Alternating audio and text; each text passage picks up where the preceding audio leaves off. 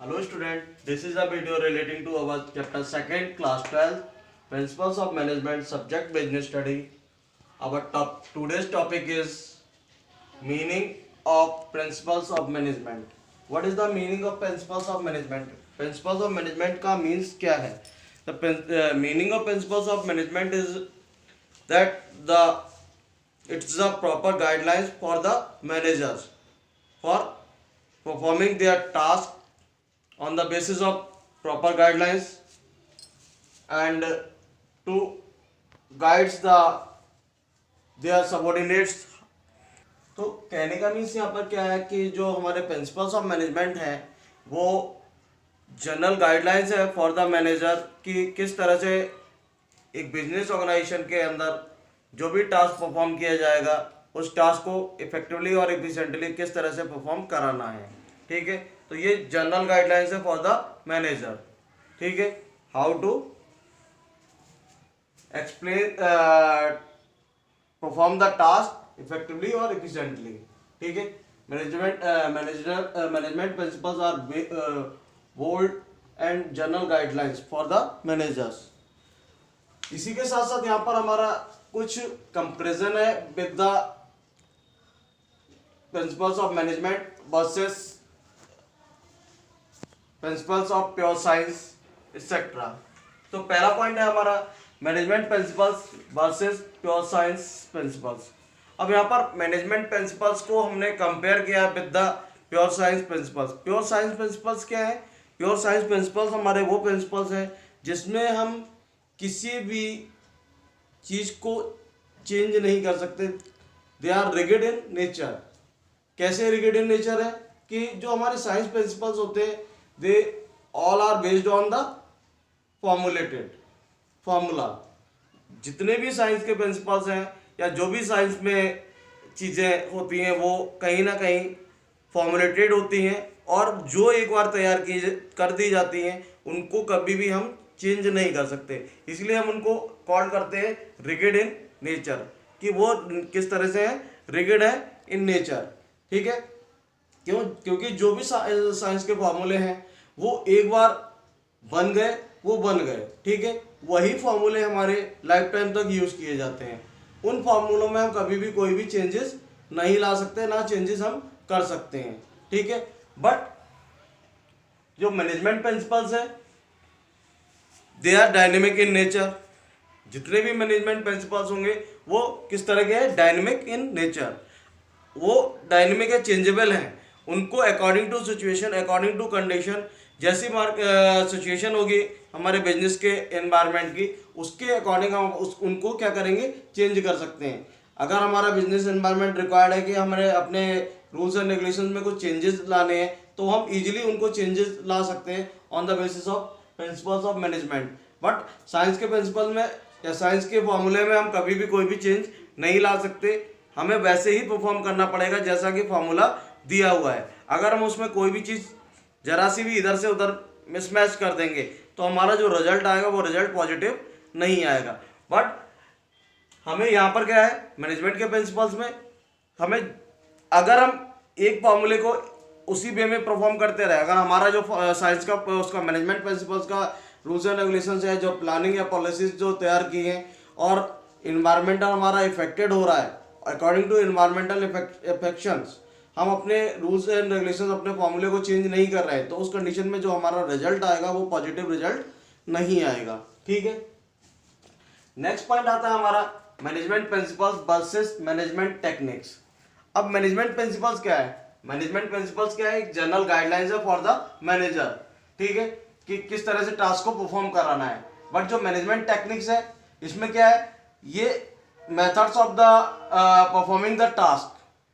ठीक है, जो भी टास्क परफॉर्म की जाएगी उस टास्क को किस मेथड से, किस प्रोसीजर से परफॉर्म किया जाएगा ये बताता है मैनेजमेंट टेक्निक्स. ठीक है, कि हमें कौन से टेक्निक्स को फॉलो करके किस टेक्निक्स में जाकर के हम अपने टास्क को परफॉर्म कर सकते हैं इफेक्टिवली और इफिशिएंटली. तो ये बताता है हमारा management principles versus management techniques. ठीक है, जो हमारा management principles versus management techniques है तो ये हम उसको डिफाइन करती हैं कि किस तरह से हम अपने टास्क को परफॉर्म करेंगे, किस तरह से हमारी एक्टिविटी परफॉर्म की जाएगी। ठीक है, नेक्स्ट पॉइंट आता है हमारा मैनेजमेंट प्रिंसिपल्स वर्सेस वैल्यूज। अब मैनेजमेंट प्रिंसिपल्स क्या है? मैनेजमेंट प्रिंसिपल्स एज यूजुअली कि ये जनरल गाइडलाइंस है for the manager, but values क्या है? Values represent the individual behaviour in an organisation and in the society. ठीक है, कि ये एक इंडिविजुअल की वैल्यू को प्रेजेंट करती है कि वो किस तरह से उस बिहेव कर रहा है इन द ऑर्गेनाइजेशन और विद द सोसाइटी। सोसाइटी के साथ किस तरह से उसका बिहेवियर है और विद द ऑर्गेनाइजेशन उसका कैसा बिहेवियर है। तो ये इंडिविजुअल उसके बिहेवियर को रिप्रेजेंट करता है। कि मींस यहाँ पर क्या है कि जो मैनेजमेंट प्रिंसिपल्स हैं हमारे, वो मैनेजमेंट प्रिंसिपल्स हमें ये डिफाइन करते हैं कि हम किस टास्क को किस तरह से परफॉर्म करेंगे, और ये मैनेजर को अर्लियर अवेयरनेस दे देते हैं कि हम जो भी टास्क परफॉर्म करा रहे हैं या जो टास्क परफॉर्म होगी वो टास्क किस तरह से परफॉर्म की जाएगी या किस तरह से टास्क को परफॉर्म कराया जाएगा। ठीक है, तो वो हमारे किसके बेसिस पे हमने उसको कंपेयर किया with the pure science, with the management techniques और विद द वैल्यूज। ये तीन चीजों से हमने उसको कंपेयर किया। किसको? With the management principles. Management principles को हमने कंपेयर किया with the management pure science, management with the techniques, management with the values.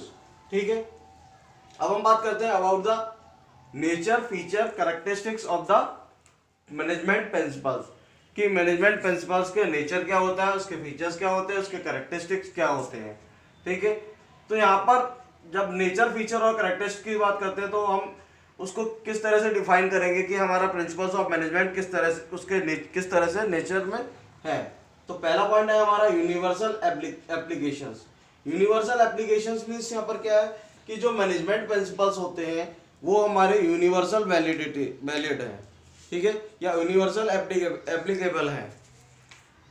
Universal applicable का मतलब हो गया कि जो मैनेजमेंट प्रिंसिपल्स हैं वो हर जगह एप्लीकेबल होंगे, चाहे वो हमारा कोई भी तरह का टास्क हो, किसी भी तरह का वर्क हो, चाहे वो ऑर्गेनाइजेशन का टॉप लेवल मैनेजमेंट हो, मिडिल लेवल मैनेजमेंट हो। अब हमारे यहाँ पर जो वर्क करता है, कौन वर्क करता है? Top level management, middle level management and lower level management. ये तीनों लेवल के मैनेजमेंट वर्क करते हैं। और यहाँ पर हमारे जब ऑर्गेनाइजेशन की बात करते हैं, जब हमारा लार्ज स्केल का ऑर्गेनाइजेशन होता है, उस कंडीशन में जो लार्ज स्केल के ऑर्गेनाइजेशन में हमारे कई सारे डिपार्टमेंट होते हैं, जैसे A, B, C and D. ये 4 डिपार्टमेंट है: purchase department, sales department, manufacturing department and the finance department. ठीक है, तो ये जो 4 डिपार्टमेंट है, ये हमारे 4 डिपार्टमेंट एक ऑर्गेनाइजेशन का एक तरह से पिलर का काम करते हैं। ये अपने अपने टास्क को अपने अपने बेसिस पर परफॉर्म करेंगे और उसके बाद में जो हमारा एक रिजल्ट आएगा वो हमारा ग्रुप एफर्ट्स का रिजल्ट आ जाएगा। तो कहने का मीन्स यहाँ पर क्या है कि जो हमारा मैनेजमेंट प्रिंसिपल्स है वो यूनिवर्सल एप्लीकेबल है, हर जगह लागू होने वाले प्रिंसिपल्स हैं जिनको हम कहीं पर भी अप्लाई, हर जगह अप्लाई करेंगे। ठीक है, तो ये इसलिए इसको हम कॉल करते हैं यूनिवर्सल एप्लीकेशंस। नेक्स्ट पॉइंट आता है हमारा जनरल गाइडलाइंस। अब जनरल गाइडलाइंस मीन्स यहाँ पर क्या है?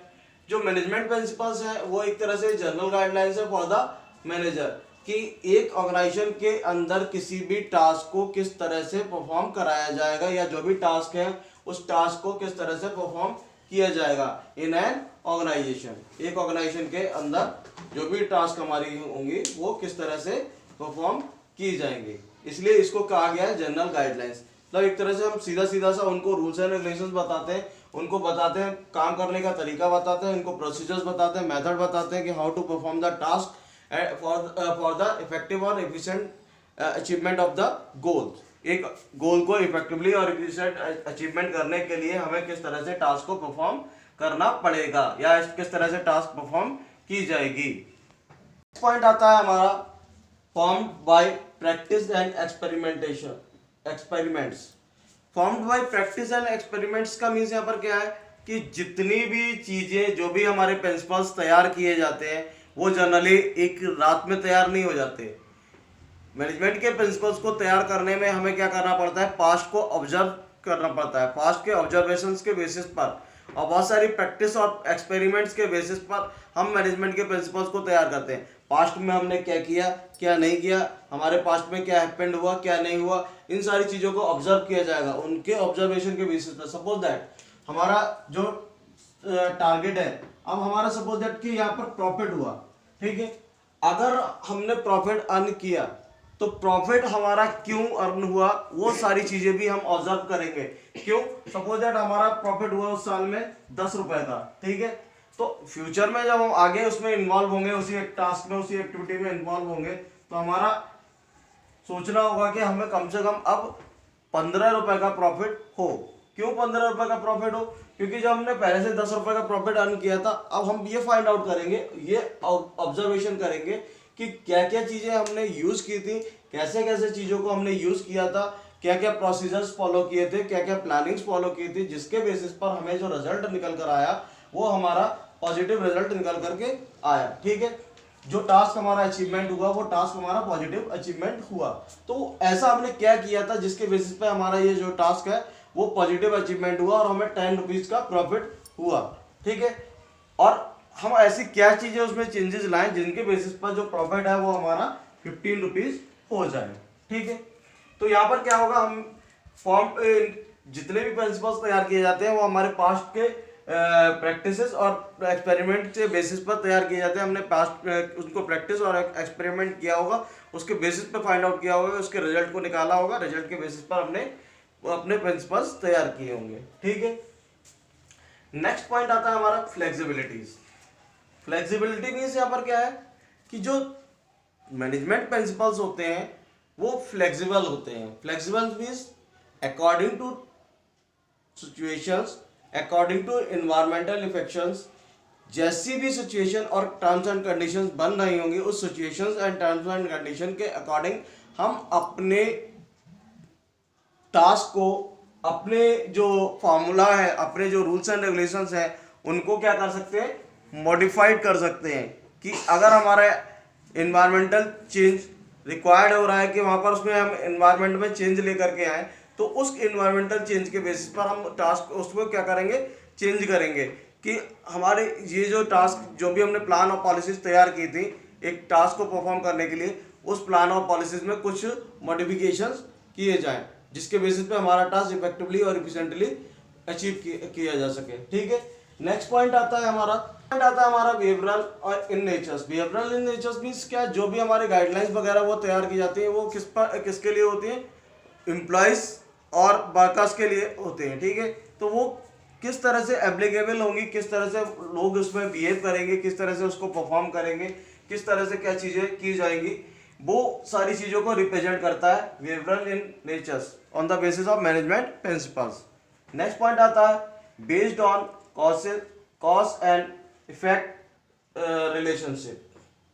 जितनी भी गाइडलाइंस या जो भी रूल्स एंड रेगुलेशंस या मैनेजमेंट प्रिंसिपल्स तैयार किए जाते हैं वो सारे प्रिंसिपल्स अभी इस जनरल वे में तैयार नहीं हो जाते, ऐसे ही तैयार नहीं हो जाते। उनको पीछे कोई ना कोई ऐसा रीजन होता है जिस रीजन के बेसिस पर उन प्रिंसिपल्स को तैयार किया जाता है। जैसे अभी मैंने बताया कि हमने किसी पार्टिकुलर ईयर में प्रॉफिट अर्न किया और वो प्रॉफिट हमने कितना अर्न किया, 10 रुपए का प्रॉफिट अर्न किया।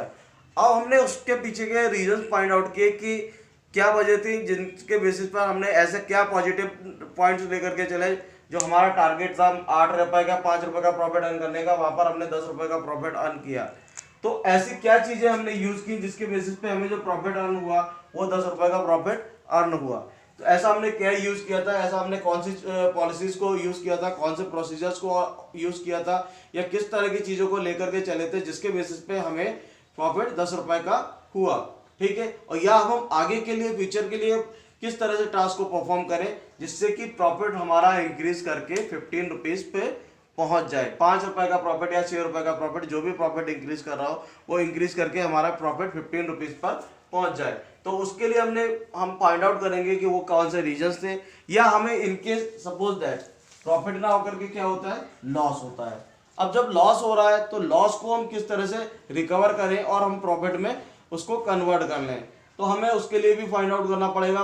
सारी चीजों को रीजन फाइंड आउट करने पड़ेंगे। What is the reason behind the loss, loss के पीछे के क्या रीजन थे जिसके बेसिस पर हमें लॉस हुआ, तो उसको फाइंड आउट करने के लिए हमें एग्जैक्टली उसमें इन्वॉल्व होना पड़ेगा।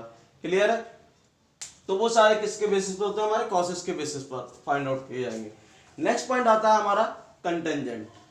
कंटेंजेंट मीन्स यहाँ पर क्या होता है, कोई भी चीज के अंदर हो रही है, अब वो क्या है, कंटेंजेंट है, आकस्मिक है, ऑल सर्टेन है। क्यों? क्योंकि हम कुछ चीज़ें ऐसी होती हैं ऑर्गेनाइजेशन के अंदर हैपेंड हो जाती है जिनके बारे में हम पूर्वानुमान नहीं लगा सकते, जिनको हम माइंड में लेकर के नहीं चल सकते। जैसे हमारा मे बी के change in the techniques, change in the environment, change in the taste of the customers. बहुत सारी ऐसी चीज़ें हैं जिनके बेसिस पे बहुत सारे इन्वायरमेंटल इफेक्टेड होते हैं, जिसके बेसिस पे हमारे चीज़ें इफेक्टेड होंगी। और कहने का मीन्स यहाँ पर क्या है कि हम किस तरह से चीज़ें हमारी इफेक्टेड हो रही हैं, उनको सारी चीज़ों को वो करके, वो तो बहुत सारी चीज़ें ऐसी होती हैं जो ऑल सर्टेन होती हैं, उनको हमें फाइंड आउट करना पॉसिबल नहीं होता। तो ये एक तरह से मैनेजमेंट प्रिंसिपल्स क्या है, हमारे कंटीजेंट है, according to situation, according to condition हमें अपने प्रिंसिपल्स को मॉडिफाई करना होगा।